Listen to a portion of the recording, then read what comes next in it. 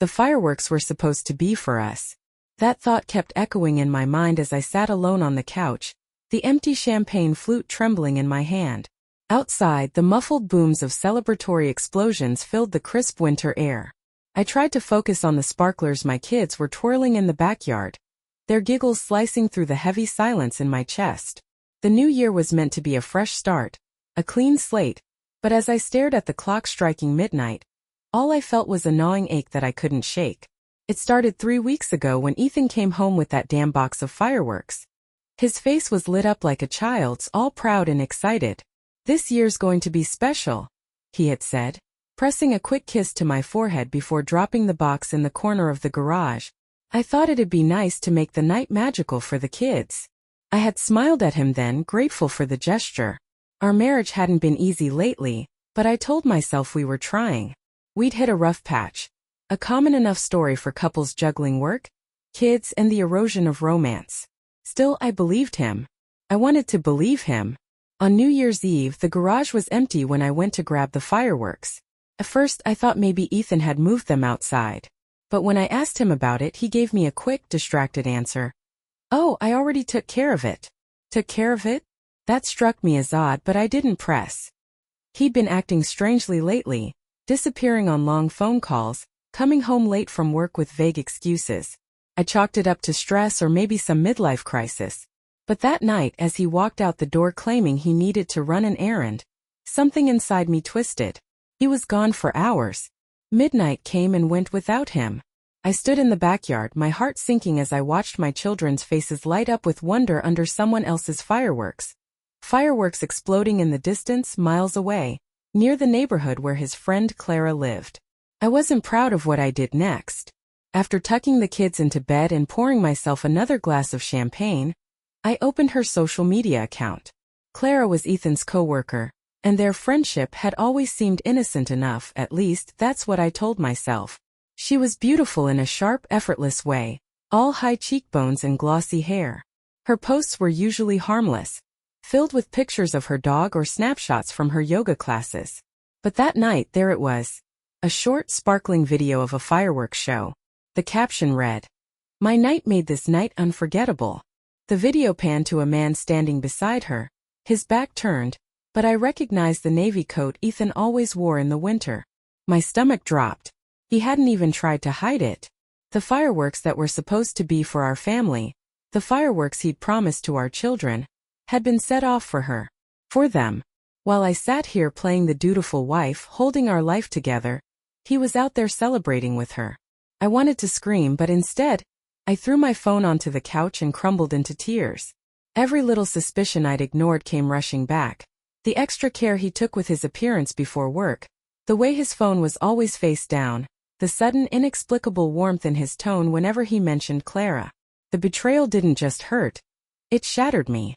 I replayed every moment in my head, every little clue I'd brushed aside. How long had this been going on? Was it just emotional, or had they crossed the line I feared most? The questions burned like acid in my throat, but the worst part was that I didn't want the answers. Knowing wouldn't fix what he'd broken. When Ethan came home that night, I didn't confront him. I couldn't. Instead, I lay in bed pretending to sleep, my body stiff as I felt the mattress dip beside me. He smelled faintly of smoke and cologne. I hated myself for loving the familiar scent even in that moment. The next morning, I finally found my voice.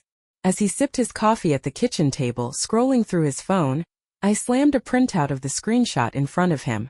His eyes widened, his face a mixture of guilt and panic. "What's this?" I asked, my voice trembling. He stammered, trying to explain it away. "It's not what it looks like," he said. "She needed help setting them up. I thought it would be easier if I just..." I didn't let him finish. "You lied to me. You lied to our children. Those fireworks were for us, Ethan. For our family. Not for her." He looked like he wanted to argue, but there was nothing he could say to erase that caption, that video, or the image of him standing by her side. "It didn't mean anything," he finally said, but the words rang hollow. They always do. I don't know what happens next. The kids are still asleep upstairs, blissfully unaware of the cracks forming in their world. I wish I could protect them from this, but I know the truth will seep through eventually. Trust doesn't shatter all at once. It crumbles piece by piece until there's nothing left to hold on to. As I sit here now, staring at the gray winter sky, the remnants of fireworks still lingering in the air, I wonder how long I can keep pretending. The fireworks weren't for us. And maybe, just maybe, he isn't either. The days that followed were a haze of half-finished conversations and suffocating silences. Ethan tried to act normal, as if his fumbling excuse had patched up the gaping wound between us. But every time I looked at him, I saw that caption. My night. The words twisted like a knife in my gut, their implication too clear, too damning. I tried to push the thoughts away, to focus on the kids, the laundry, the dozens of little things that made up my daily life. But it was impossible. The betrayal was always there, a constant, gnawing presence in the back of my mind. On the third day, I opened her social media again. I told myself I was looking for answers, for some kind of closure, but deep down I knew I was just torturing myself. Clara hadn't taken the video down. In fact, she'd posted more pictures. A candid shot of Ethan lighting a fuse, his face illuminated by the glow of the fireworks. Her caption this time was shorter but just as devastating. Grateful for moments like these. I slammed my laptop shut and pressed my fists into my eyes, trying to block out the image. It wasn't just the betrayal that hurt. It was the intimacy of it. He hadn't just spent the night with her. He'd given her something special, something that was supposed to belong to us. To me. I couldn't stop imagining how they must have looked together under that exploding sky, his laughter mingling with hers, the two of them sharing something I could never get back. That evening, I finally confronted him again. The kids were at a friend's house for a sleepover, and the house was too quiet. Ethan was on the couch, scrolling through his phone, the light from the screen casting shadows on his face. I stood in the doorway for a long moment, my heart pounding, before I forced myself to speak. I saw the pictures, I said. My voice was steady but inside, I was trembling. The ones Clara posted. Do you still want to tell me it didn't mean anything? He froze, his thumb hovering over the screen. For a moment he didn't say anything. Then he sighed, setting the phone down. Liz, it's complicated. Complicated? I laughed, the sound bitter and sharp. It's not complicated, Ethan.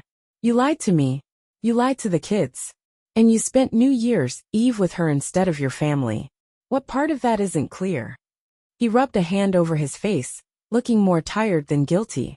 I didn't mean for it to get like this, he said finally. Clara's been going through a lot lately. She's been struggling, and I just wanted to be there for her. I didn't think. You didn't think. I interrupted, my voice rising. You didn't think about how it would feel for me to see you with her. To know you gave her something you promised to us. Do you even care, Ethan? Or is she all you think about now? That's not fair, he snapped, his tone defensive. You don't understand, she's a friend. That's all.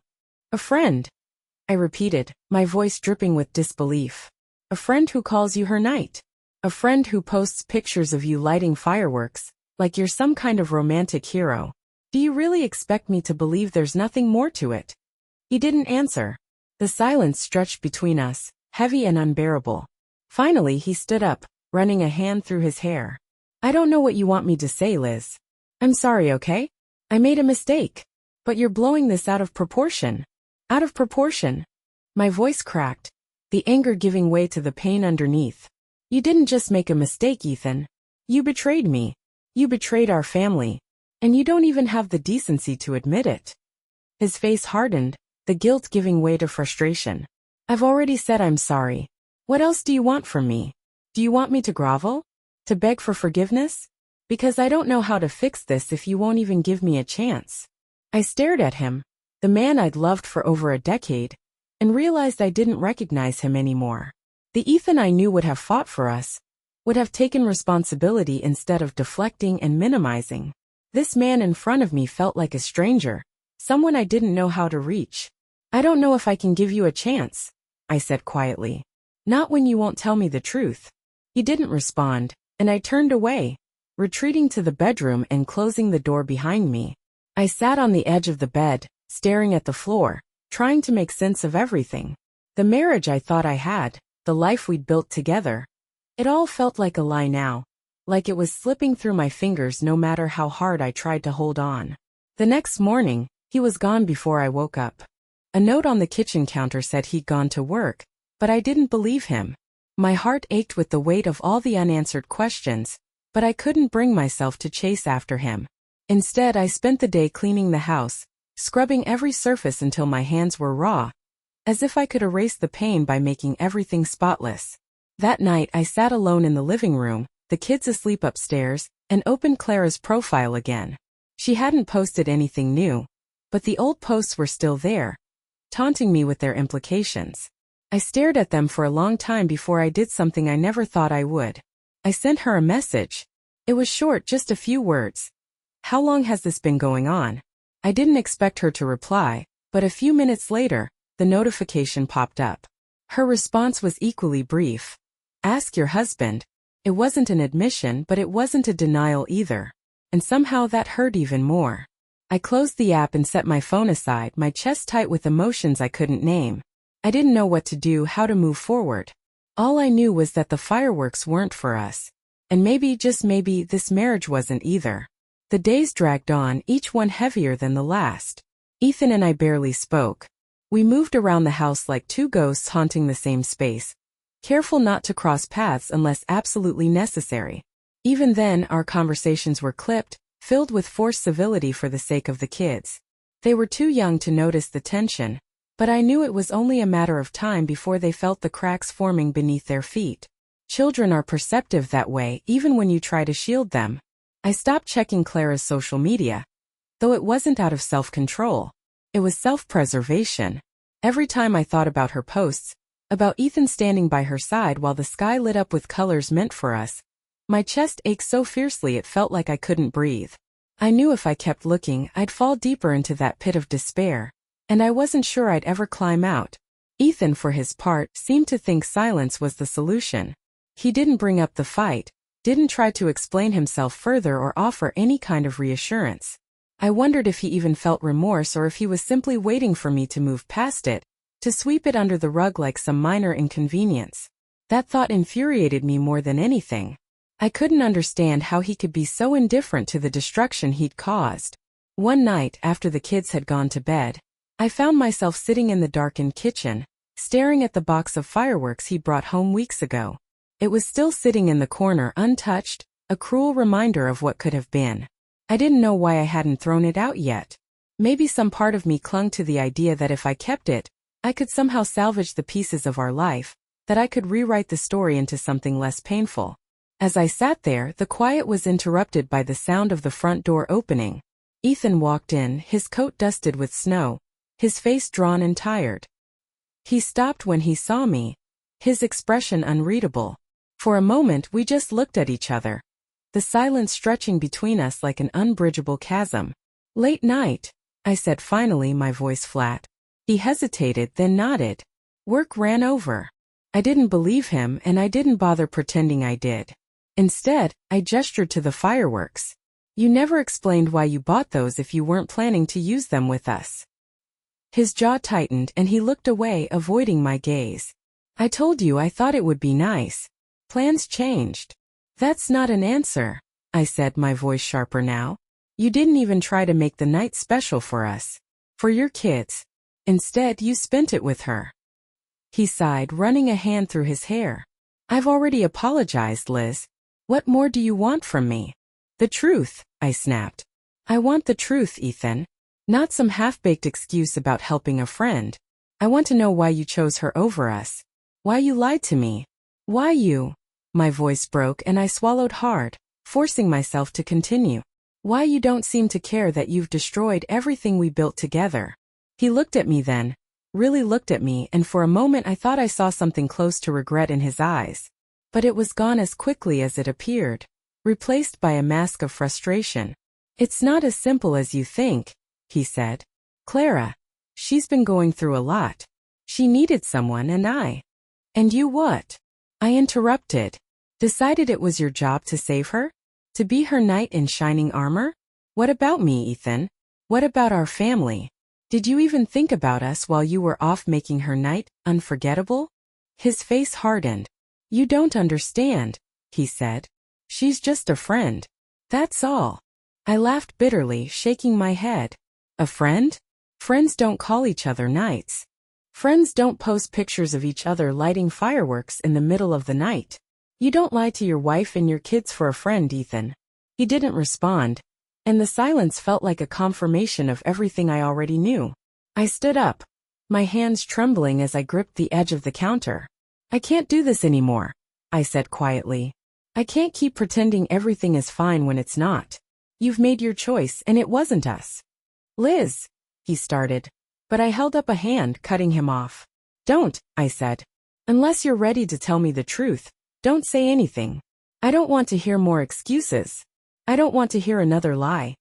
I left the kitchen before he could respond, retreating to the bedroom and locking the door behind me.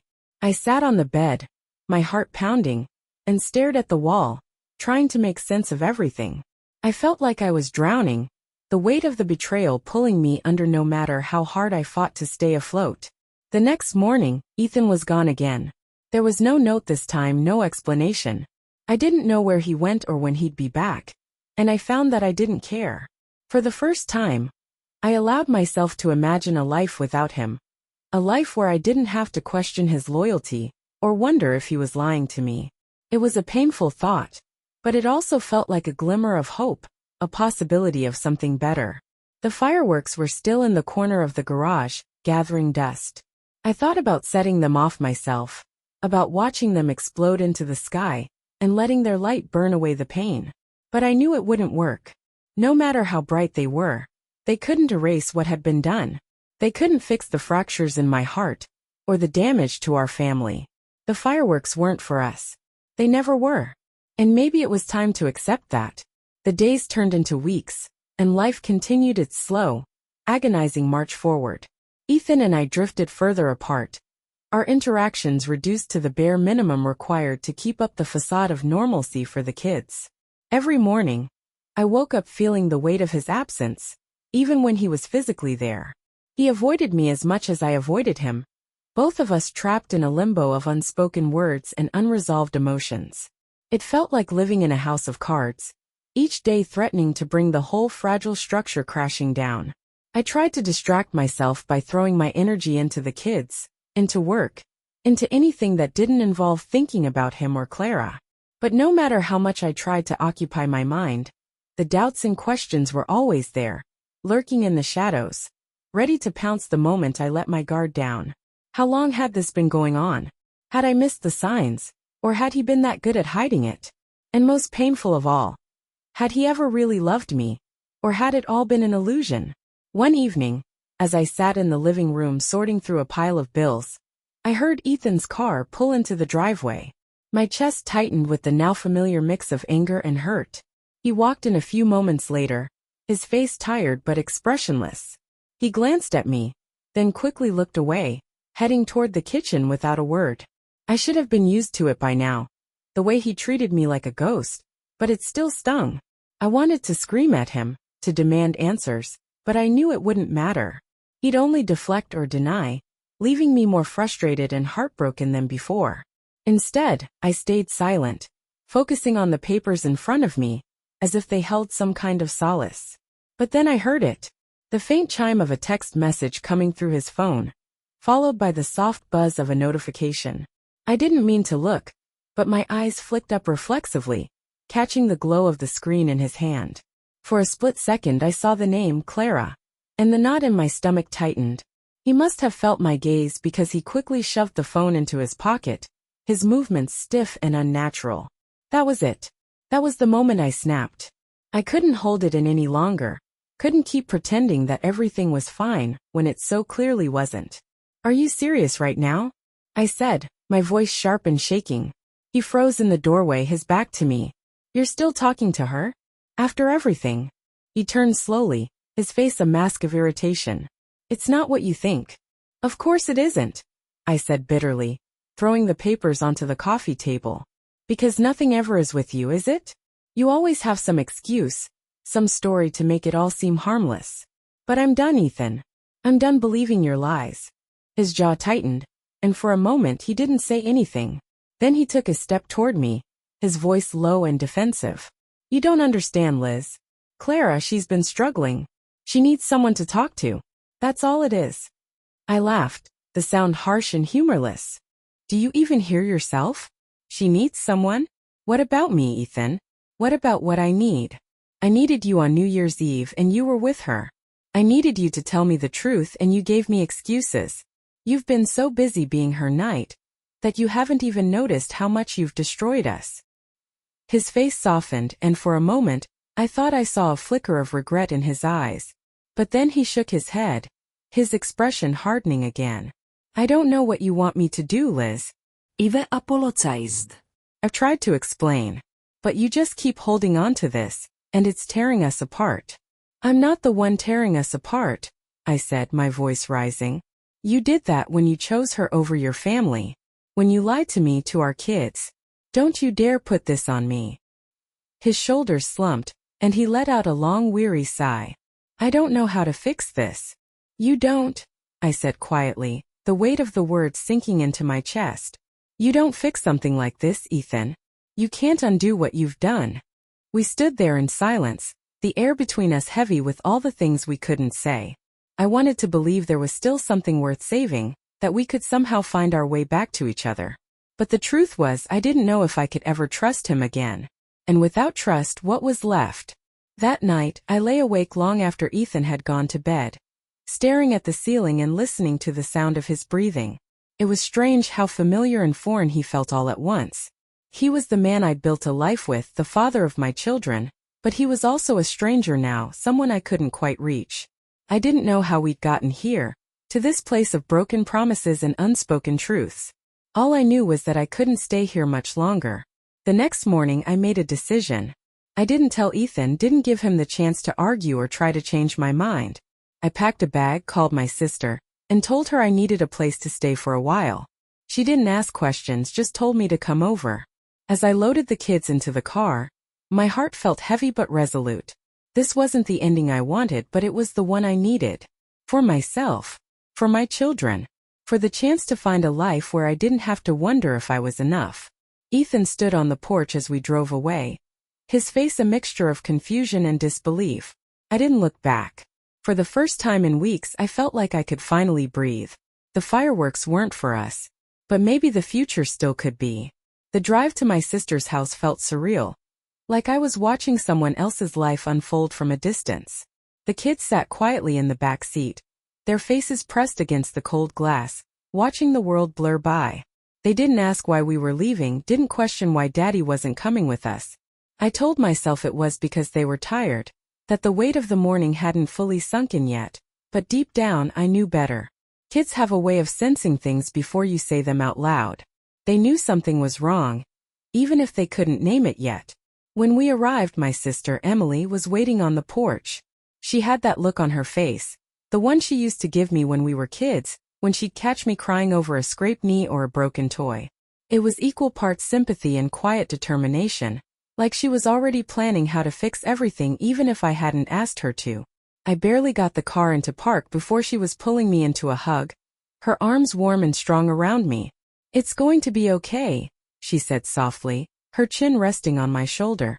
You're doing the right thing. I didn't respond.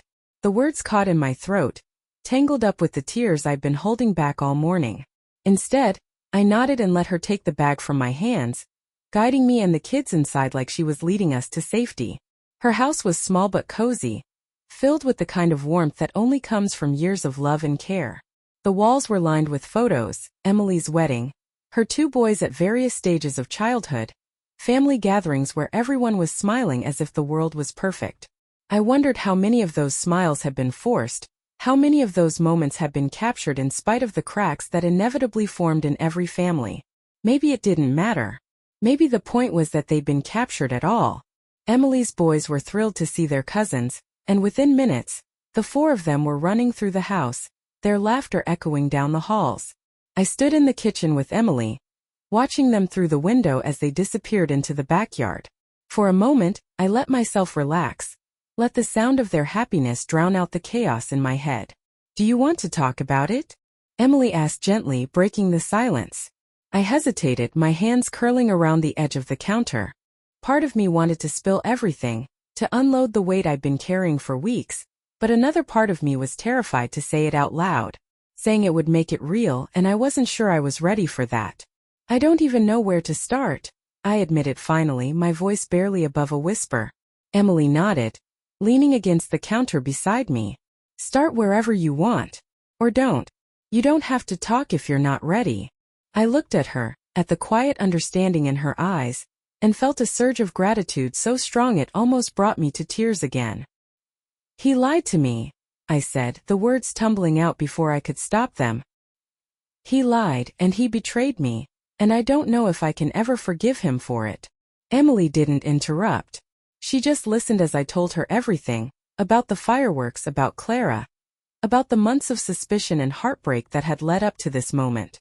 I tried to keep my voice steady, tried to hold it together, but by the time I got to the part about the video and the caption, my composure shattered.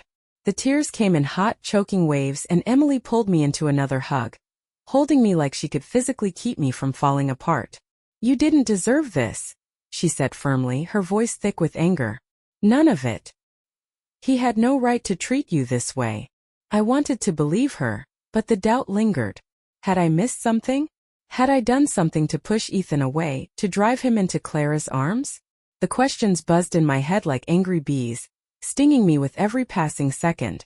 Emily seemed to sense what I was thinking, because she pulled back and looked me in the eye. Don't do that, she said.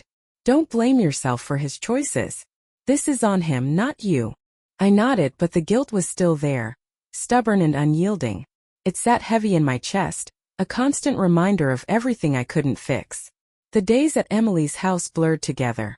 She took care of the kids while I tried to sort through my thoughts, giving me the space I needed to figure out what came next. I spent hours sitting on her back porch, staring at the horizon and listening to the wind rustle through the trees. It was the first time in years I'd allowed myself to just stop, to be still. Ethan called once. I didn't answer. He left a voicemail, his voice tense and uncertain as he asked where we were, if we were okay. He didn't apologize, didn't beg me to come home. He just said he wanted to talk, that he thought we could work this out. I deleted the message without listening to the rest. It wasn't until the end of the week that I finally made a decision. I couldn't stay in limbo forever. Couldn't keep hiding from the life I'd built, and the man who had broken it. If I wanted to move forward, I needed to confront him one last time. To say the things I hadn't been able to say before. To demand the truth even if it hurt. Emily offered to watch the kids, and I drove back to the house alone. The drive felt longer than it should have, every mile stretching out like an eternity. When I pulled into the driveway, the house looked the same as it always had, familiar and unremarkable. But it didn't feel like home anymore. Ethan was in the living room when I walked in, his head snapping up in surprise as the door closed behind me. For a moment, neither of us said anything. Then he stood, his hands shoved into his pockets, and met my gaze. You're back, he said, his voice uncertain. I'm here, I corrected. That doesn't mean I'm staying. His face fell, and for the first time in weeks I saw real pain in his eyes. Liz, Don't, I interrupted. I'm not here to hear more excuses, Ethan. I'm here because I need answers. Real ones. No more lies. He swallowed hard, nodding. Okay. What do you want to know? Everything, I thought. But I didn't say it. Instead, I took a deep breath and asked the question that had been haunting me since New Year's Eve. Did you love her? He froze, his eyes wide with shock. Liz, Don't lie to me, I said, my voice breaking. Just tell me the truth. For a long moment he didn't answer. Then he looked away, his shoulders slumping in defeat. I don't know, he said quietly. Maybe. I didn't mean for it to happen, but maybe. The words hit me like a physical blow, knocking the air from my lungs. I had braced myself for the worst, but hearing it out loud still hurt more than I thought possible. I nodded slowly, the tears spilling over despite my best efforts to hold them back. Thank you for being honest, I said, my voice trembling. But I think that's all I needed to know. And with that I turned and walked out the door. As I stepped outside, the cold air hit me like a slap, sharp and biting against my tear-streaked cheeks. The world around me was quiet, too quiet, as if it were holding its breath, waiting for me to take my next step. My car sat in the driveway, its windows frosted over, but I couldn't bring myself to get in just yet. My legs felt like lead, my body too heavy to move. As if the weight of everything that had just happened had physically pinned me in place. I stood there for what felt like an eternity, staring at the empty street, the barren trees, the faint trail of smoke curling from the chimneys of the neighboring houses. It was such a stark contrast to the storm raging inside me. The chaos of emotions that refused to settle. Anger, heartbreak, disbelief, they all fought for dominance, each one louder and more unbearable than the last. But beneath it all was something quieter, something that felt dangerously close to acceptance. He'd admitted it. Maybe not in the way I'd expected, maybe not with the clarity or closure I'd been hoping for, but he'd admitted it all the same. He hadn't loved her intentionally, hadn't set out to destroy our marriage, but somewhere along the way, he'd let himself drift into a place he had no right to be. And now here we were. I finally forced myself to move, climbing into the car and gripping the steering wheel tightly as I stared at the house one last time. It was strange seeing it from this perspective, knowing that the life I'd built inside those walls was over. Or maybe it had been over for a while, and I was only just now letting myself see it. The thought was both terrifying and liberating. I didn't know what came next, but I knew I couldn't go back. Not now. Not after everything. The drive back to Emily's house was a blur. I barely registered the familiar streets, the traffic lights, the other cars passing by. My mind was a storm of memories and questions, flashes of our life together mingling with the reality of what it had become. I thought about our wedding day, the way Ethan had looked at me as if I were the only person in the world. I thought about the nights we'd stayed up late, talking about our dreams and plans for the future. I thought about the first time he'd held our children, the way his face had lit up with a joy so pure it had taken my breath away. And then I thought about Clara, about the fireworks, about the lies and the distance and the way he'd looked at me in that living room. His eyes filled with a regret that came far too late. By the time I pulled into Emily's driveway, the sun was beginning to set, casting long shadows across the snow-covered lawn. The kids were still playing in the backyard, their laughter carrying through the crisp air, and for a moment I just sat there watching them. They deserved better than this.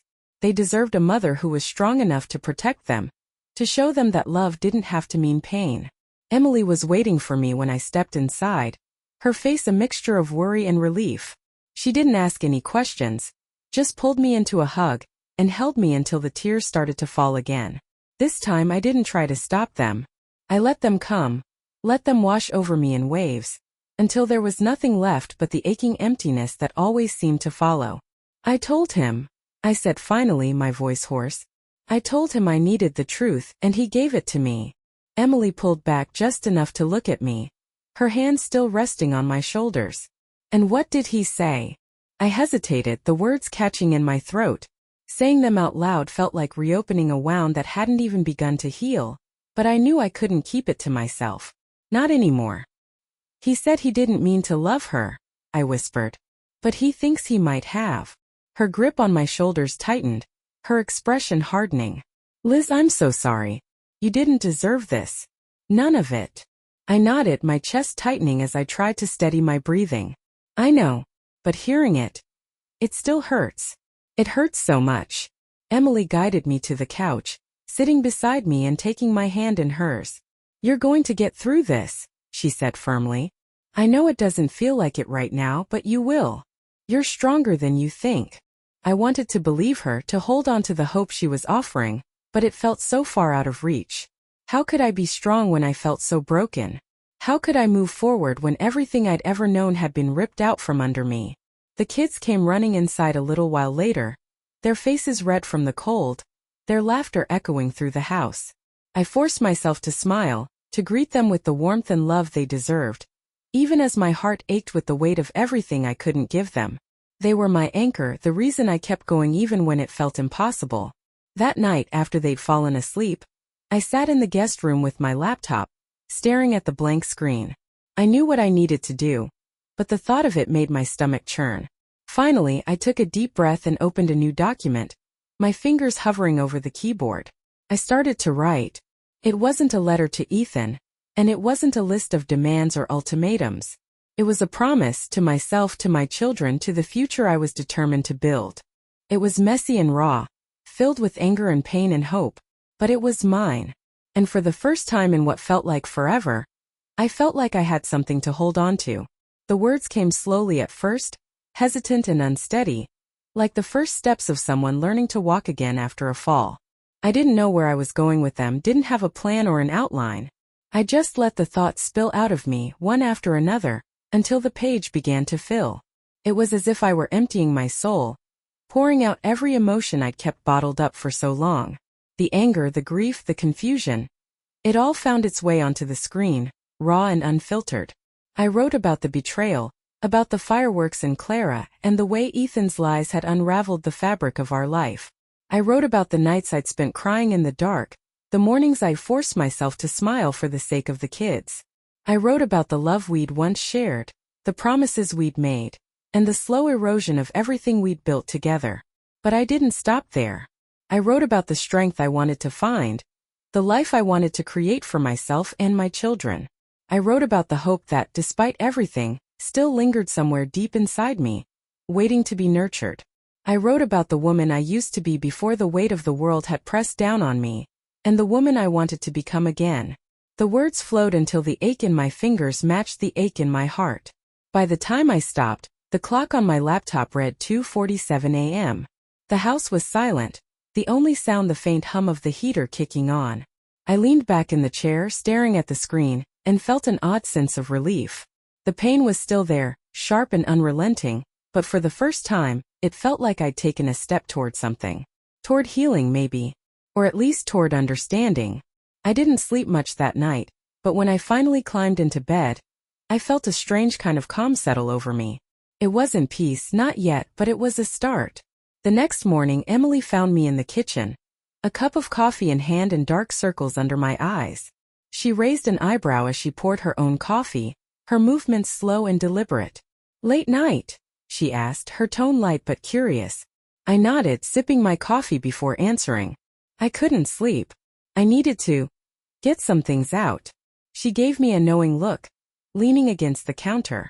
Did it help? I thought about it for a moment, then nodded again. Yeah, it did. A little. Emily smiled softly, her eyes filled with that quiet encouragement she always seemed to have. Good. Keep going. Whatever it takes to get you through this, do it. You deserve to feel whole again. Her words stuck with me throughout the day, repeating in my mind like a mantra. I didn't feel whole, not even close, but maybe that was okay. Maybe the goal wasn't to be whole right now. Maybe it was just to keep going one step at a time until the pieces started to fit back together. I spent the afternoon with the kids, taking them to the park and letting them burn off their endless energy. Watching them run and laugh and play, I felt a pang of guilt for everything they were going through, for the ways my pain had inevitably touched their lives. But I also felt a flicker of determination. I couldn't change what had happened, couldn't erase the hurt or undo the mistakes, but I could give them a mother who fought for their happiness. I could show them that even when life fell apart, you could still find a way to move forward. When we got back to Emily's house, I checked my phone for the first time in hours. There were a few messages from Ethan, each one shorter and more desperate than the last. "Liz, please call me. I need to talk to you. I'm sorry. I don't know how to fix this, but I want to try." I stared at the messages, my chest tightening with a mix of emotions I couldn't fully untangle. Part of me wanted to call him, to give him the chance to explain himself, to see if there was anything left worth saving. But another part of me, the part that had spent weeks feeling invisible and unloved, knew that it wasn't that simple. Words wouldn't be enough to fix this. Not anymore. I didn't respond. Instead, I put the phone down and went to help Emily with dinner, letting the smell of roasting vegetables and the sound of the kids' laughter fill the space where his voice used to be. It wasn't the life I'd imagined for myself, but it was real. It was here. And for now, that was enough. Over the next few days, I began to settle into a new rhythm. I took the kids to school, helped Emily around the house, and spent my evenings writing. It became a kind of therapy, a way to make sense of the chaos in my mind. I wrote about the past, about the dreams I'd had and the ways they'd changed. I wrote about the future, about the possibilities I was too afraid to admit I wanted. I still thought about Ethan, of course. He was woven into every corner of my life, every memory and every plan I'd ever made. But with each passing day, The sharp edges of his absence began to soften. I didn't cry as much, didn't feel that crushing weight in my chest every time I thought about what we'd lost. It still hurt, but the pain was starting to feel manageable, like something I could carry without letting it consume me. One evening as I sat on the porch watching the sunset, Emily joined me, a glass of wine in her hand. She didn't say anything at first, just sat beside me, the two of us wrapped in the quiet comfort of shared silence. After a while she turned to me, her expression thoughtful. "Have you thought about what you're going to do next?" The question caught me off guard, but I didn't hesitate. "I think I need to move on," I said, the words feeling both terrifying and freeing. Not just from Ethan but from all of it. The life we had, the person I was. I don't think I can go back to that. And honestly, I don't think I want to. Emily nodded, her eyes soft with understanding. "It's a big step," she said. "But I think you're ready." For the first time in weeks I felt like I believed her. I wasn't sure where this path would lead, but I knew one thing for certain. I wasn't walking it alone. I had my kids, my sister, and most importantly I had myself. And that was enough. It had to be. The days continued to stretch out, blending into one another in a quiet, unremarkable rhythm. At first I found it disorienting, this new life without Ethan at the center. But as the weeks went on I realized that I wasn't just surviving. I was beginning to live again. It wasn't the kind of dramatic transformation you see in movies or read about in novels. There were no grand revelations or sudden bursts of joy. It was slow, almost imperceptible. Like the way the sun rises so gradually that you don't notice the light until it's already bathing everything around you. The mornings were the hardest. Waking up alone in that borrowed room, the bed too large and too quiet, I often found myself reaching out instinctively, expecting to find the familiar warmth of someone beside me. But the cold sheets were a reminder of the choices I'd made, of the distance I was creating. At first, the emptiness felt like a failure, a sign that I'd lost something irreplaceable. But over time it began to feel like something else. Freedom, maybe, or at least the possibility of it. Emily was a constant presence, her quiet strength buoying me when I felt like I might sink. She never pushed me to talk, never offered advice unless I asked for it. Instead, she simply made space for me, holding my hand when I needed it, and giving me room to breathe when I didn't.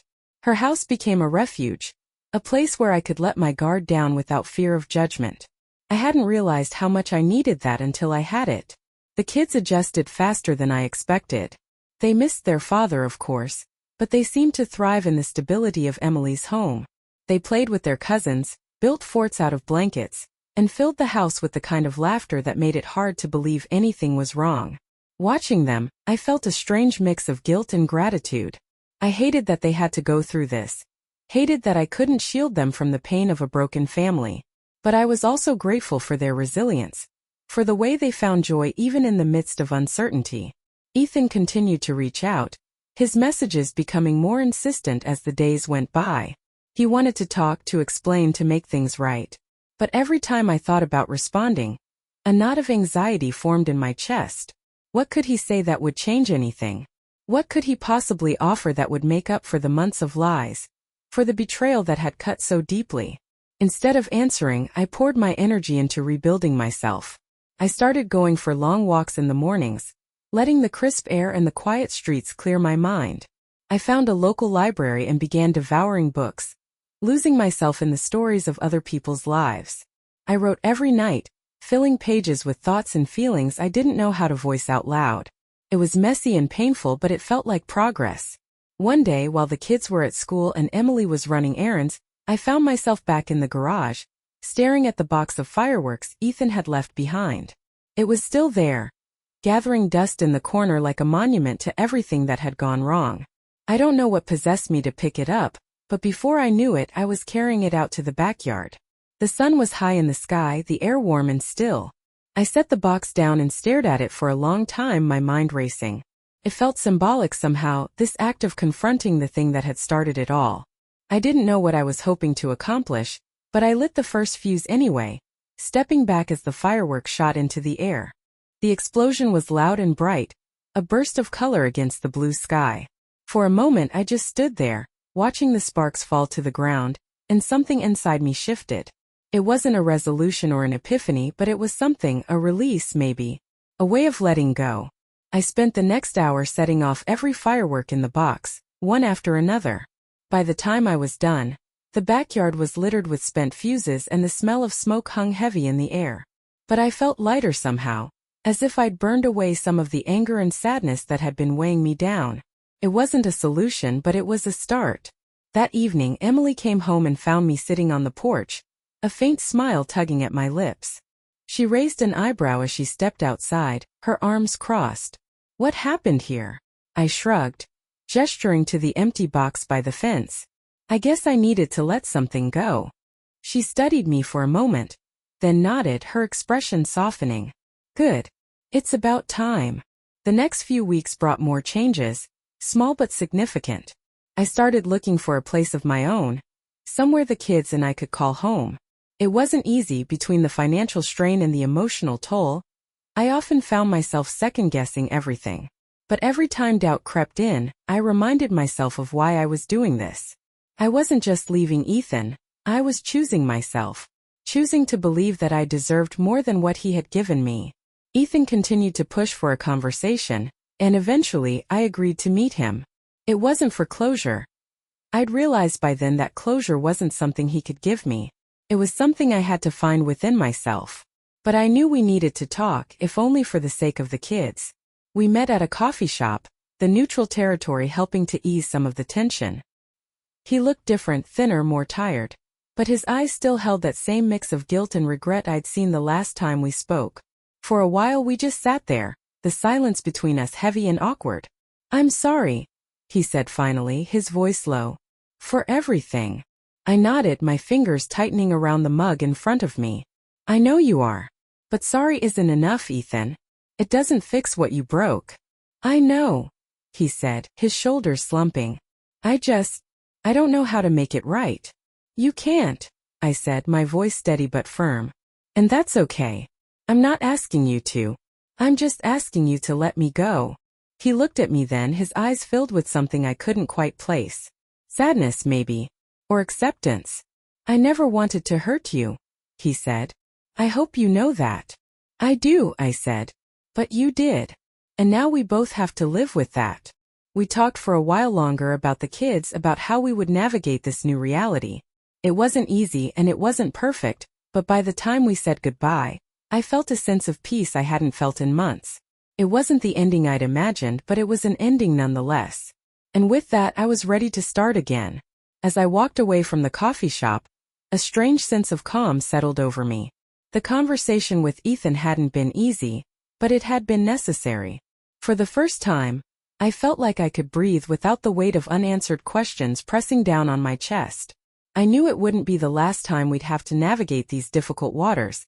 There would always be conversations about the kids, shared responsibilities, and the logistics of a life divided. But I also knew that I was no longer tethered to the past. I was free to move forward, to rebuild on my own terms. The days that followed were filled with quiet determination. I found a small house not far from Emily's, a modest 2-bedroom with a little yard for the kids to play in. It wasn't much, but it was mine. Signing the lease felt like reclaiming a piece of myself, a declaration that I was capable of standing on my own 2 feet.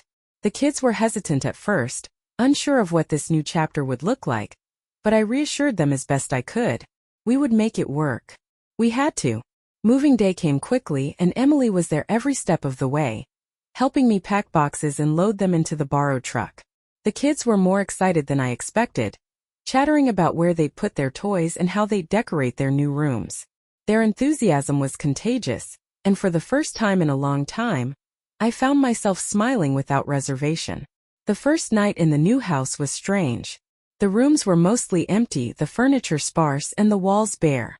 But as I tucked the kids into bed and sat alone in the living room, I felt a sense of possibility that I hadn't felt in years.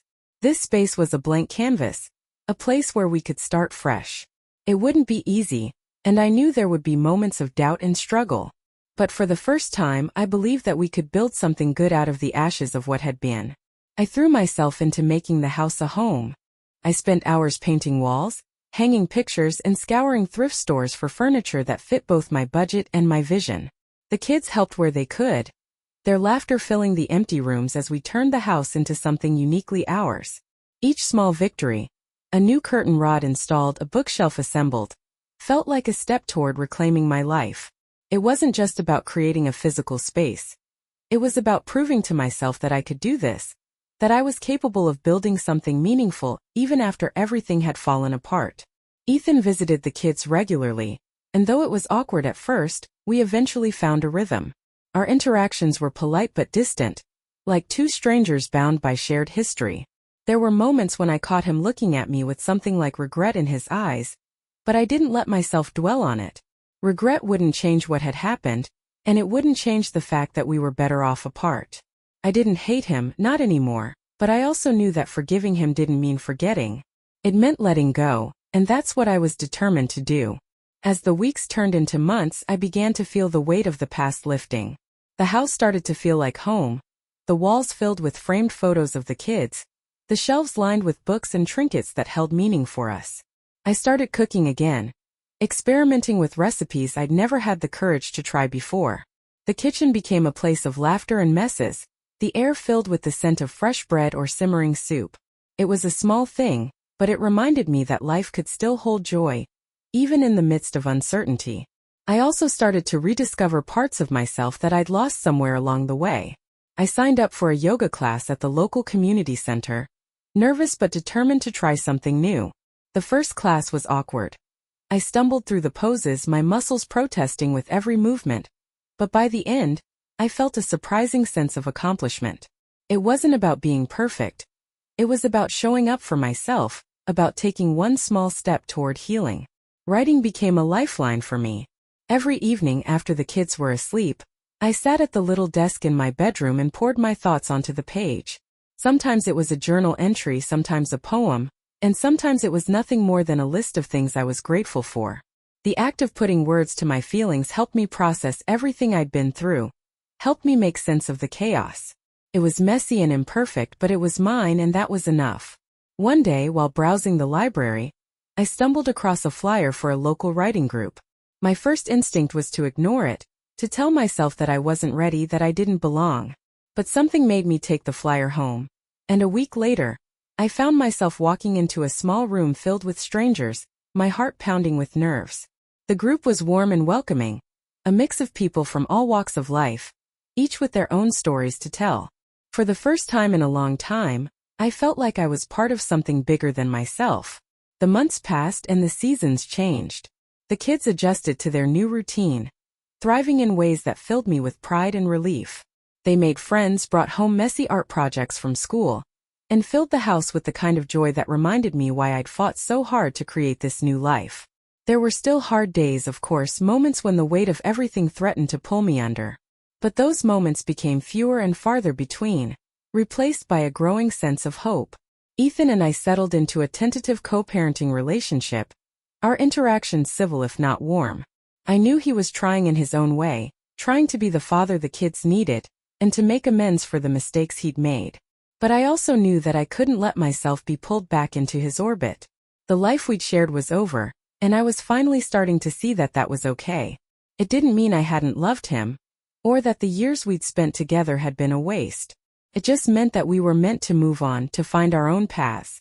One evening, as I sat on the porch watching the sun dip below the horizon, I felt a strange sense of peace wash over me. The sky was painted with streaks of pink and gold, the air warm and still. For the first time in what felt like forever, I wasn't thinking about the past or worrying about the future. I was simply here in this moment, and it was enough. Life wasn't perfect, it never would be, but it was mine. And that was a beginning worth holding on to. That evening, as the sky darkened and the first stars began to appear, I sat on the porch a little longer than usual. The soft murmur of the kids playing in the living room filtered out through the open window, their voices blending with the gentle hum of crickets in the yard.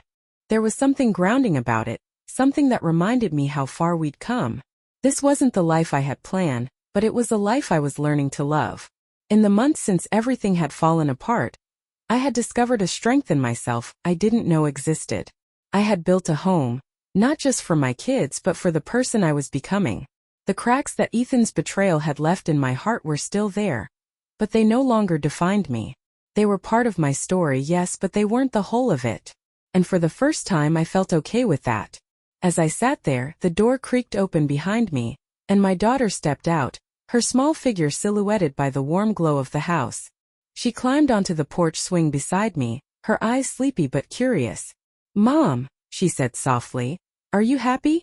The question caught me off guard, but I didn't rush to answer. I looked at her, at the way her eyes mirrored my own, and felt a swell of emotion rise in my chest. "I think I'm getting there," I said finally, my voice steady. "And that's a good start, isn't it?" She nodded, resting her head against my shoulder, and for a moment, everything felt right. The world wasn't perfect and neither was I. But as we sat there together, wrapped in the quiet comfort of the moment, I realized that happiness wasn't something you found all at once. It was something you built piece by piece, out of the small beautiful things you chose to hold on to. The fireworks weren't for us, but this was. This life, this love, this new beginning, it was ours. And that was more than enough.